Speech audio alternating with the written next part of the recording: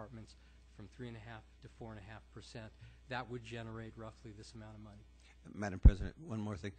In the past, where did that money, you said it,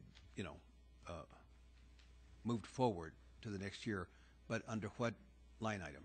Madam President, Councilor Gardino, if you look at the mayor's proposed budget, for example, and actually incorporated into the floor sub, you'll see $3 million for capital projects, $2.2 million for police vehicles, $600-some thousand for the acquisition of computer programs and things like that.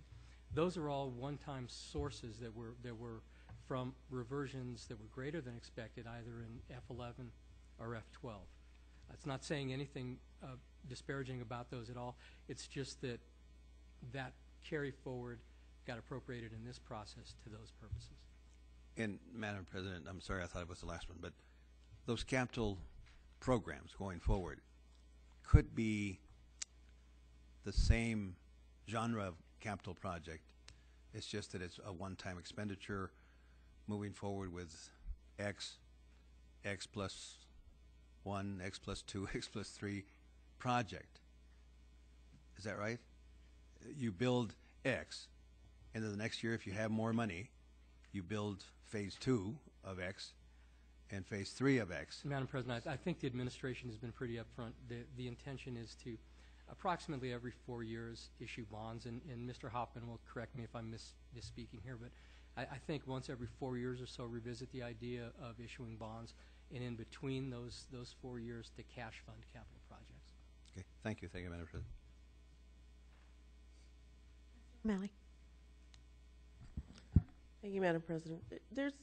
It's a matter of priorities, and clearly this administration, this mayor, has made it very clear that that's what he wants to do. He wants to put in $3 million and start to accumulate, take it out of the general fund. We've made that statement before of I don't support that idea of taking it out of the general fund and for ABQ the plan. Now, I'm understanding that there's a lot of language that got pulled out of the original budget regarding ABQ the plan, and that money is no longer in a capital fund, but is actually just in a sort of a reserve, which makes it a little more palatable as far as I'm concerned. But nonetheless, this administration is using the same thing, the salary savings, to start to generate this $3 million and take this $3 million out of the general fund over the next few years. So I think it's more of a priority than setting aside $3 million for I don't know what, obviously for, it's a nice little checking account, but for the mayor's projects. But I think it's important to, as I said, restore health care and help folks with health care who are working families that work for the city to restore the health care. That's why I brought this forward. That's more of a priority to me and some other counselors. So that's the issue. Thank you. Councilor Sanchez. Thank you, Madam President. I would like to follow up on that also, and I think John stated it best when he said this administration last year asked for $3 million for Paseo del Norte and the ABQ plan. This year they are looking at $6 million, and they're getting the $6 million based on $3 million. It's going to go into a reserve fund, but it's still going to probably be used for the ABQ plan. I believe the ABQ plan is alive and well, and the way this language is reading now, I think it really is a cover-up, because next year you guys are going to the administration is going to be looking at $9 million, and I think the following year, as John stated, they are looking at $12 million for capital projects. We are moving money from the general operating budget to pay for basic services and essential needs in our community, and putting this money into a reserve fund for this coming year, but I believe it will be going towards capital projects. And also the mayor is looking at, they said at the last meeting that money potentially could be used for Paseo del Norte, the additional $3 million. We don't know that because that has not come forth. But again, I just think that, we are in very, very difficult times, and this council shifted from they basically removed a quarter-cent in general sales tax funds that we no longer have. That was $38 million in recurring revenues that we would have had we not basically reduced the sales tax by 1/4 cent.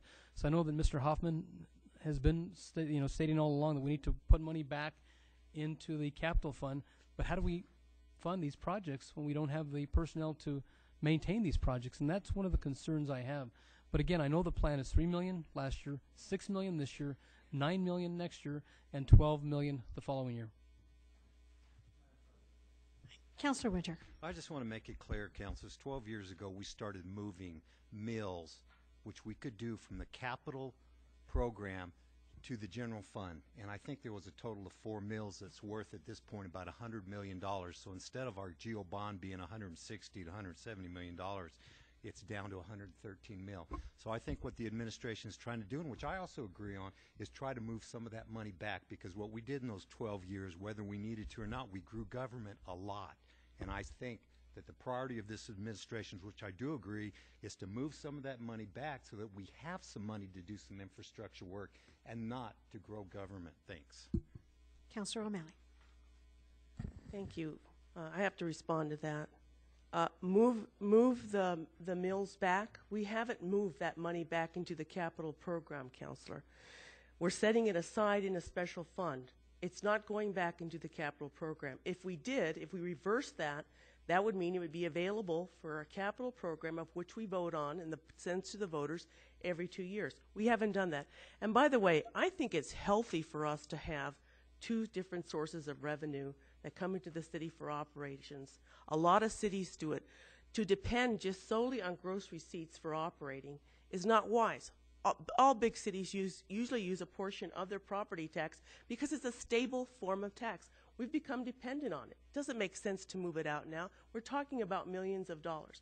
If there really is, if this administration really wants to move it back into the capital program, then they need to do that. That would require a piece of legislation to do that. But no, it's really set aside, just like in a special little fund here, just off to a little account and starting to accumulate. It's not moving back into the capital program. So if that's the intent, that's not what's happening, and that's my argument against that issue. Mr. Zaman. Madam President, I wanted to make sure everybody understood the difference between what's been happening the last couple of years and what this amendment would do. I'm just not expressing a policy preference on this one way or another, but I did want to point out that if we do incorporate, if we do increase the salary savings rate, what we're doing is we're hardwiring an expectation that there would be a certain number of vacancies into the budget. And in fairness to Mr. Romero and his budget staff, that would give them less latitude to fix temporary problems, like hopefully the GRT's temporary decrease this month. So just wanted to make sure everyone understood that. Thank you, Mr. Zaman.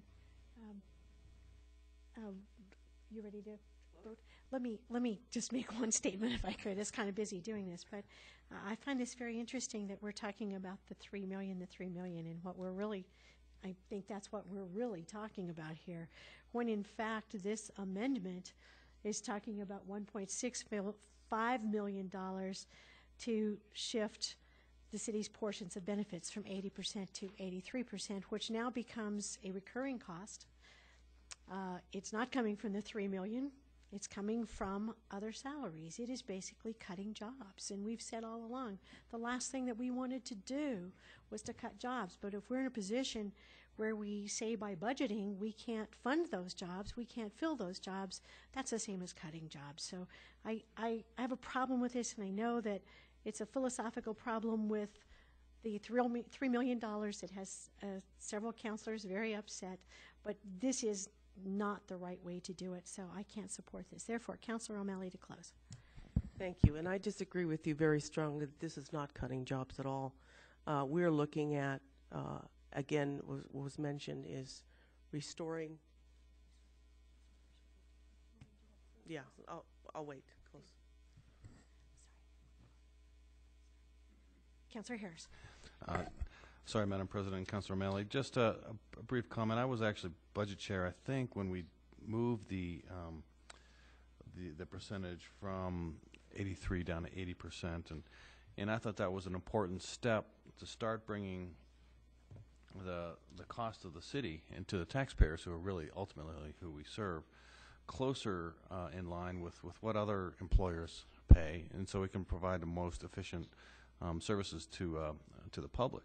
And I'm just looking now at a Kaiser Foundation and Health Research Education Trust. Their findings of 2011 is that the average employee contributes about, the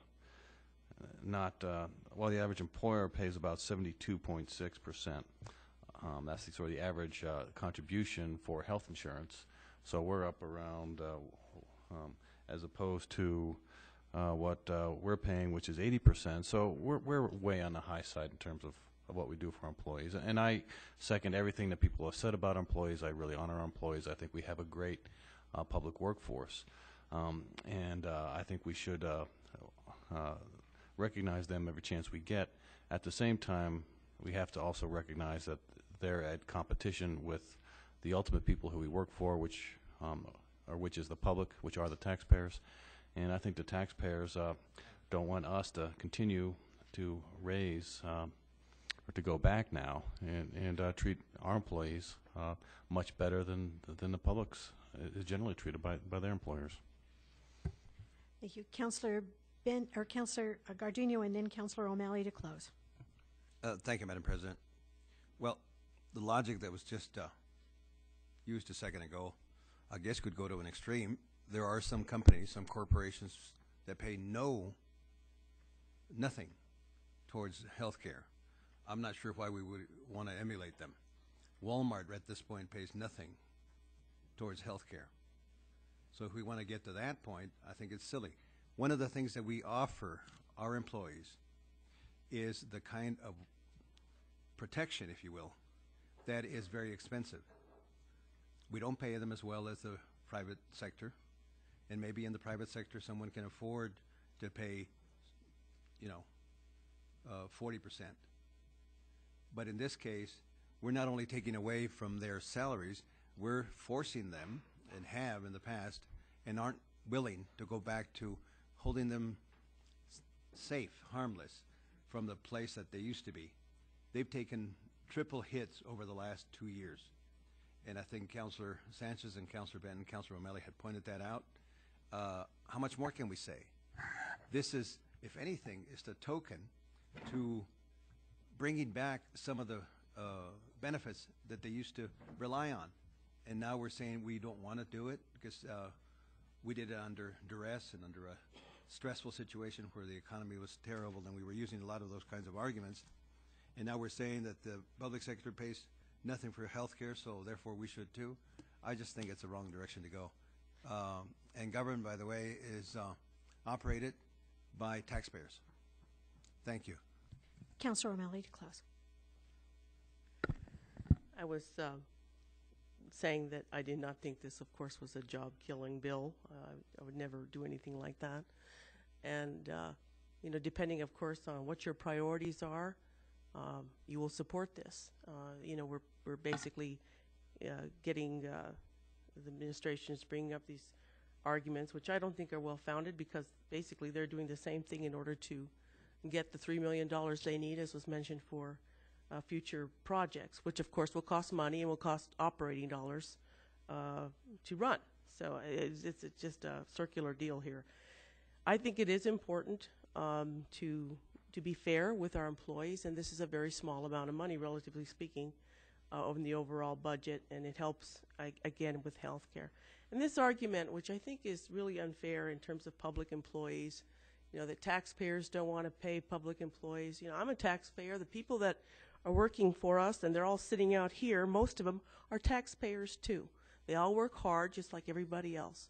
And they chose, some people chose to be in the private sector and took that risk early on, and now, the private sector is hurting in some cases. And so now we look to public employees and say, well, you know what, look at them. They've got all these benefits. That's what's going on. That's very disturbing. That's very disturbing to me, and it's going on a national level, and that's not fair. So, again, it's a matter of priorities for me, and I'm putting this forward, and you can decide whether or not you want to support it, and I urge your support. Thank you, Councillor O'Malley. Crystal, do I need to make this floor amendment C? Or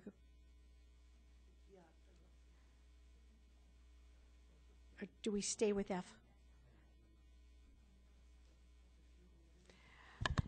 Madam President, the letters were for reference purposes. We're keeping track actually by number, so this would be number 4. Okay.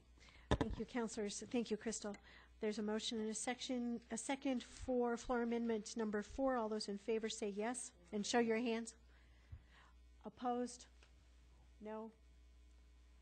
motion is defeated.